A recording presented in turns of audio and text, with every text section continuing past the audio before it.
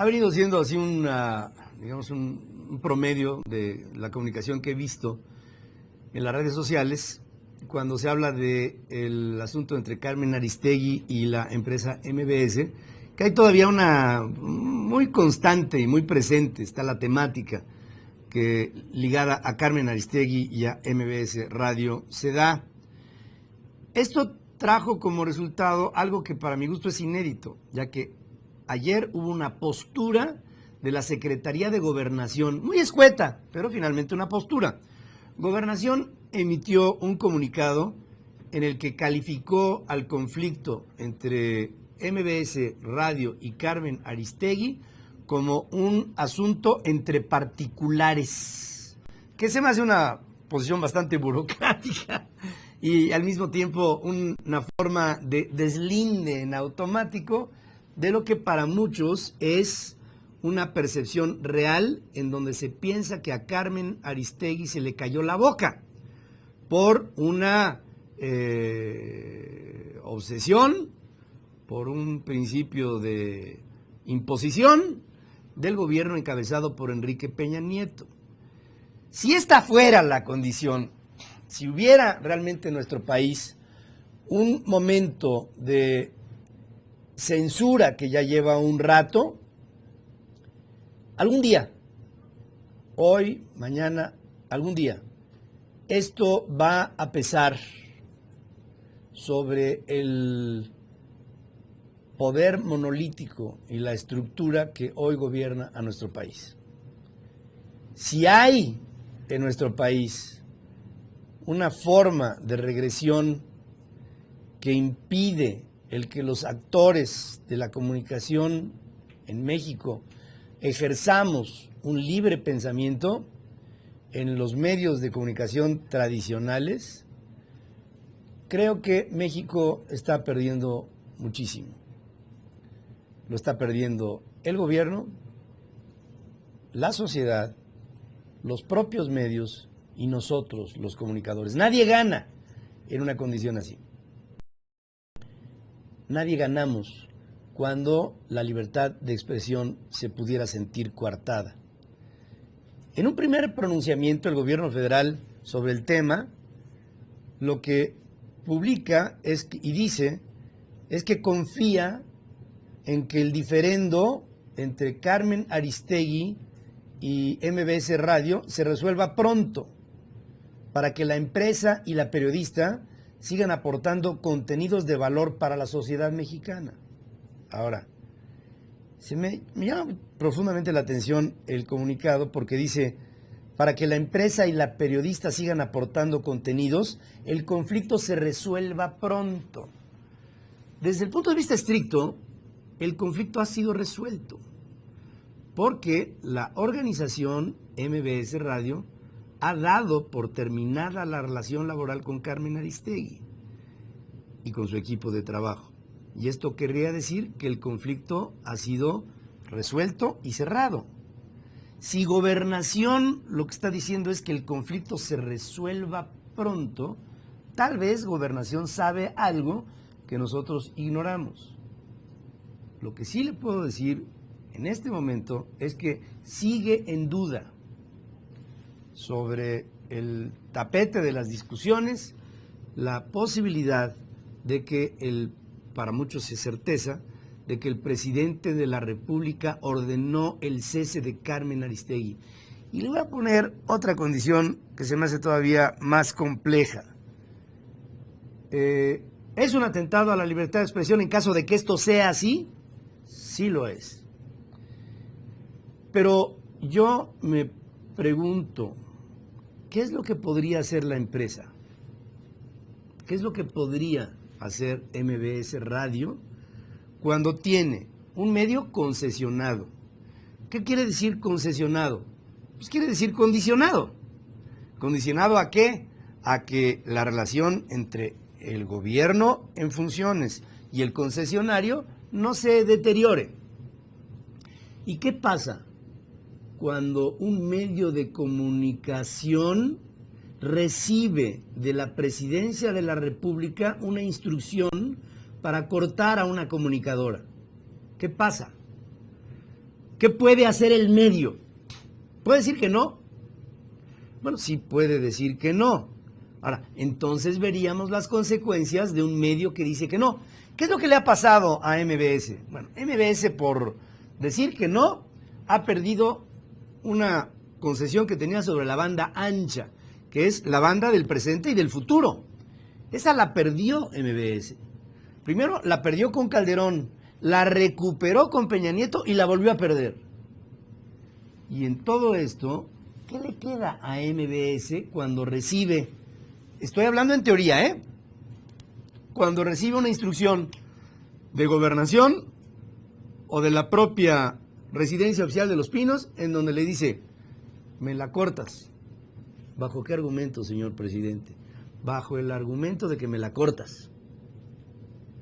¿Por qué podría ser el argumento? Ya es una reflexión de usted y mía. ¿Qué hizo Carmen Aristegui? Carmen Aristegui dio a conocer algo que al presidente le va a pesar hasta el último día de su vida, que fue la revelación sobre la Casa Blanca en Las Lomas.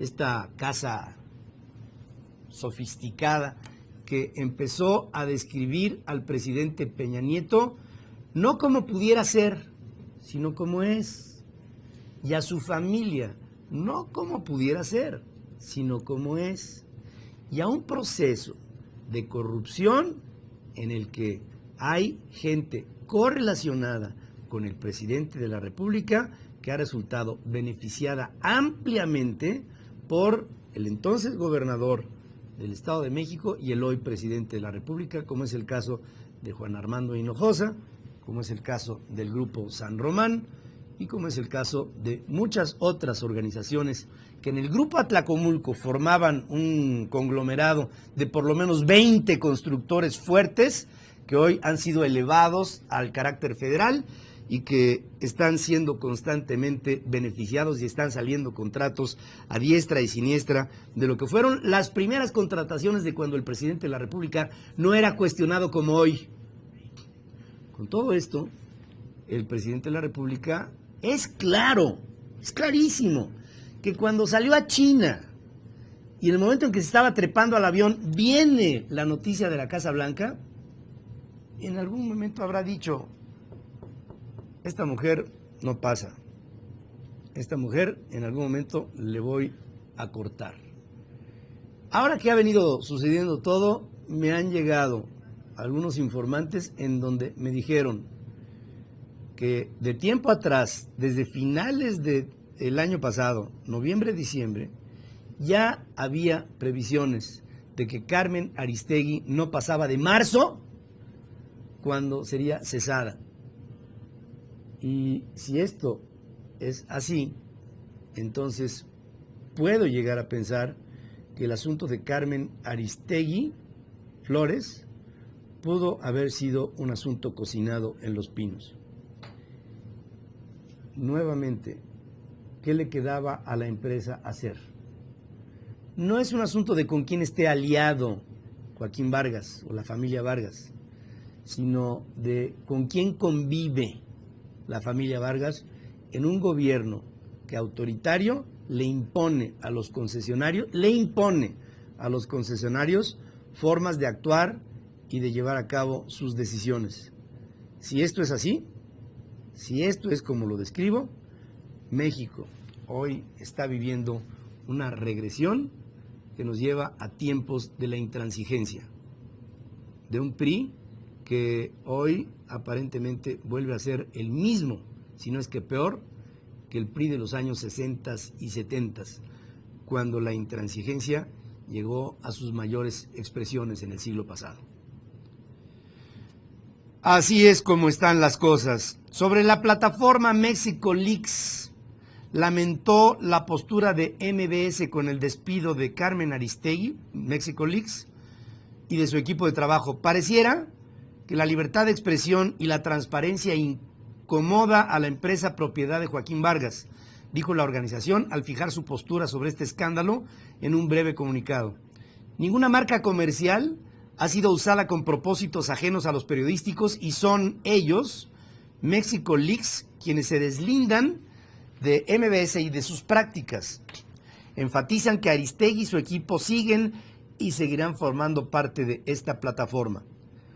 Aquí México Leaks habla de que pareciera, otra vez, que la libertad de expresión y la transparencia incomoda a la empresa propiedad de Joaquín Vargas. Yo quisiera corregir a México Leaks. Se lo voy a poner así. Pareciera que la libertad de expresión y la transparencia incomoda a los Pinos, orillando a la familia Vargas a tomar una decisión al respecto. De otra manera lo pongo. Si los medios no fueran concesionados, y es una teoría, ¿qué pasaría con los dueños, no concesionarios, de las organizaciones mediáticas? Sí seguirían teniendo presiones, como las tienen, por ejemplo, los diarios. Los diarios, los periódicos, a diferencia de los medios concesionados, no están condicionados a nada. Son dueños. El dueño de Reforma, el dueño del Financiero, el dueño de La Jornada, el dueño del Excelsior. Son dueños. Y con todo y todo reciben presiones. Imagínense ustedes si esos dueños pasan a la condición de concesionarios. ¿Qué te queda? A ver, yo recuerdo hace algunos años, cuando llegó el secretario general de la ONU, Kurt Waldheim, al poder en la Secretaría General de la ONU. Lo tacharon de nazi. Y yo, en aquellos tiempos, cuando a Kurt Waldheim lo tacharon de nazi, lo que decíamos era: ¿qué pudo haber hecho Kurt Waldheim a los 16 años de edad, habiendo nacido en Alemania y habiendo vivido el régimen de Adolfo Hitler? Entonces dice, no, es que era un nazi. Espérame tantito. O sea, era un chamaco que nació bajo el régimen del nazismo. ¿Qué hizo? Pues lo tuvieron que afiliar a las juventudes nazis. Pues, ¿qué más pudo haber hecho? O al Papa Benedicto, incluso, que también lo tacharon de lo mismo. No, ¿de qué estamos hablando? Ahora, ¿qué es lo que le queda a un concesionario, como en este caso a la familia Vargas y MBS Radio? ¿Qué es lo que le queda? Cuando llegas y en la oscuridad alguien te dice, oye, me cortas Aristegui. Me la cortas porque me la cortas. Es un asunto, y le pregunto a México Leaks, ¿es un asunto que realmente le incomoda a la familia Vargas? ¿O que la familia Vargas tiene que reaccionar así porque le incomoda a los Pinos? No creo que sea una postura, y no estoy defendiendo a las empresas, estoy viendo su circunstancia. Y en su circunstancia, ¿qué es lo más conveniente? Lo más conveniente es no enfrentarse al poder. Eso es lo más conveniente. En este país, al poder, ¿cómo lo estamos enfrentando? Tú y yo. ¿Cómo estamos enfrentando al poder? Estamos enfrentando al poder con una multiplicación de acciones mínimas, chiquititas. Esta es una acción mínima, chiquitita. Ferris Live TV es mínimo y chiquitito, pero es una acción. Y tú tienes otra. Y tú allá tienes otra. Y tú por allá tienes otra. Y por allá tienes otra. Y cada quien tiene una. La multiplicación de estas mini acciones, algún día, estoy seguro, tarde que temprano, algún día cambiarán a este país. En la medida en que cambian y van evolucionando, seguimos teniendo, creo, imposiciones. Y yo pienso que a la familia Vargas no le quedaba más. Y le voy a decir otra, ya antes de ir a... ¿Ya nos vamos a corte o qué? Ah, no, falta lo de Fox, ¿eh? Antes de ir a otra nota, que tiene que ver con lo mismo, pero en fin, antes de ir a otra nota. En las épocas en las que yo estuve en MBS, yo vi como al dueño de esta organización, a MBS, a don Joaquín Vargas Gómez, el papá de este Joaquín, cómo le ofrecieron ser dueño de Imevisión. Se lo ofrecieron. Oye, tienes que ser dueño de Imevisión bajo estas condiciones. Una, pues tienes que poner una lana para comprar la concesión. Y dos, muy sencilla, tienes que ser socio de Raúl Salinas de Gortari. Esa fue la condición que le pusieron a don Joaquín Vargas en aquellos tiempos. Hablo de Carlos Salinas de Gortari, presidente de la República. Yo estuve con él, porque nadie me lo va a decir ni me lo va a contar. Yo estuve con don Joaquín Vargas Gómez cuando don Joaquín me dijo, si ese es el precio Perico, a mí me llamaba Perico porque hablaba yo en un micrófono, que lo adoro, allá en el cielo, lo recuerdo. Si ese es el precio Perico, la voy a dejar pasar. Don Fernando Gutiérrez Barrios, secretario de Gobernación de Carlos Salinas de Gortari, le habló por teléfono a don Joaquín. Le dijo, don Joaquín, estoy viendo que usted no quiere tomar las condiciones que le proponemos para quedarse con Imevisión. No, don Fernando, no las estoy tomando. Don Joaquín, está usted cometiendo un error. Tome usted Imevisión, cómprela, quédese con ella y quédese con Raúl como socio. Se está usted equivocando. Don Joaquín Vargas le contestó, esto lo dirá el tiempo, pero a mí la historia no me va a condenar. Yo no voy a tomar a Imevisión bajo la premisa de ser socio de Raúl Salinas de Gortari, porque ante mí el que se está equivocando soy yo, y no lo voy a hacer. Esos son, y lo hizo. ¿Qué pasó con la familia Vargas? No se convirtió en dueña de Imevisión. Créame que si alguien sufrió, fui yo. Yo podría haber pasado en automático a la televisión con don Joaquín como dueño. ¿Bajo el costo de qué? ¿De ser socio de Raúl? Don Joaquín tomó una decisión, y si algo le he admirado yo a ese hombre, es que se opuso al poder en su momento con esta decisión. Pero puede haber gobiernos impositivos, puede haber otros intransigentes. Y entonces ya no sería una cuestión de si compras o no una organización, sería cuestión de si no me obedeces, tu organización puede desaparecer. Y ahora, con estas condiciones generales, a la familia Vargas le queda un problema muy profundo a resolver. Tiene que, de alguna manera, asegurar que la empresa perviva, porque es un medio concesionado. El expresidente Vicente Fox considera que Carmen Aristegui siempre ha buscado el prietito en el arroz. Para tener una audiencia, siempre ha buscado el prietito en el arroz. Y esto lo dice el presidente Fox. Estuvo en San Antonio, fue a dar una conferencia y dio una entrevista a la cadena Univisión. Señor expresidente, todos los periodistas buscamos siempre un prietito en el arroz. Es como si usted dice que un médico solamente busca de su paciente el ver en dónde está enfermo. Pues un médico está para ver en dónde está la enfermedad y un periodista está para ver en dónde están los males de un país, para encontrar en los males los posibles bienes. Porque un médico, después de encontrar el mal, lo que hace es una receta con medicinas. Y un periodista que encuentra el mal da una receta a la sociedad para que encontremos una solución. Si los periodistas solamente estuviéramos para consignar los bienes, ni Carmen, ni un servidor, ni nadie serviríamos de nada si no buscáramos el prietito en el arroz. Por Dios, hombre. Vicente, ¿de qué estás hablando? Cuestionado sobre cómo se podría recuperar a la confianza de la ciudadanía por sus gobernantes, dijo que los casos de presunto conflicto de interés no están comprobados.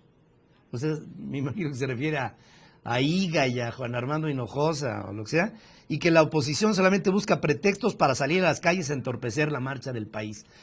Esta declaración, Vicente, qué lamentable y qué triste, qué vergonzosa tu posición. Sobre el caso Ayotzinapa, otra. Dice que los padres de los normalistas deben ya de aceptar la realidad y pasar esto y quitarse de la mente este tipo de pensamientos y pasar a lo siguiente. Vicente, neta, ¿Qué sería de ti si te hubieran quitado un hijo y te lo hubieran... Por más rijoso que fuera, ¿eh? ¿Qué sería de ti si te hubieran quitado un hijo y te lo hubieran quemado y matado y puesto en un basurero?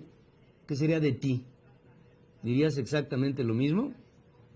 A mí se me hace una desvergüenza lo que estás diciendo. En muchos aspectos me da mucha pena lo que está diciendo hoy. Y viene que hay veces que avienta unas que aquí le apoyamos, pero estas, ahora sí, como diría el general Durazo, ahora sí te saliste de la familia, hermano. Vamos a hacer una breve pausa. Regresamos aquí con los trending topics de esta mañana.